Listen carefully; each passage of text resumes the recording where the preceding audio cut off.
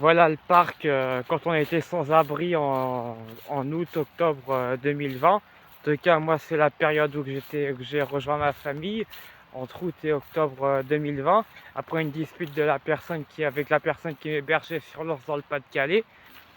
Alors, notre toile de tente, je vais zoomer. Vous voyez, c'est la salle du Claude Roux. Pendant un mois et quelques, on a dormi là. Et c'était pendant la tempête, hein, ça a été déclaré en catastrophe naturelle.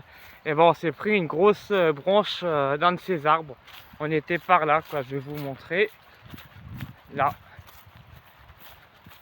on était là, à ce niveau-là. Et vous voyez, il y a des arbres là-bas, des gros. Le vent, il était tellement violent, on s'est pris une grosse branche d'arbre.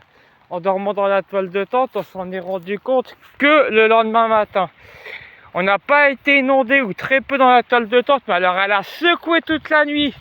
Il y a un moment, on a entendu un gros PAH comme une détonation, et on s'est rendu compte le lendemain matin que c'était une grosse branche d'arbre qui était tombée sur notre toile de tente.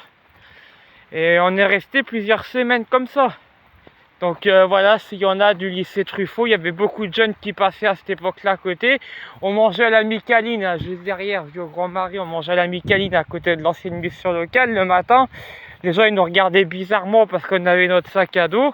Et les gens de la PSH, Madame Héron, Madame Arnaud de l'époque et Madame Sylvie Thibault du CCS a dit que c'était plus urgent que les migrants soient au chaud. Et pendant le confinement, quelques mois plus tôt, les membres de ma famille se sont vus refuser un abri parce qu'ils avaient une chienne qui est encore en vie à l'époque. Et on leur a dit que de toute façon, on préférait mettre au chaud les migrants. Et pendant qu'on était qu'on était dans la toile de tente, là, ma mère, elle était en pleurs. Elle a fait on aide les migrants pour qu'ils n'aient pas froid. Sur l'article du Ouest France, on se prenait la tempête, hein.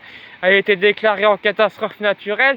Ah, on préfère loger les migrants afin qu'ils n'aient pas froid. Qu'ils n'aient pas froid. Et le docteur Ménadier qui me suivait à l'époque, hein, j'étais pas encore suivi par le docteur Pellier, c'était Ménadier à l'époque. Elle a rien trouvé de mieux à faire que de me mettre du tertian et de la quétiapine. Ah ben comme ça vous allez être moins angoissé, vous allez avoir moins de bouffées paranoïaques dehors. Voilà, au lieu de réellement agir, au lieu de vraiment reloger, au lieu de vraiment prendre en charge le traumatisme, et ben voilà, 100 de tertian et 400 de quétiapine. Et on est resté un mois comme ça sous la tempête. Comme je l'ai dit dans la vidéo précédente.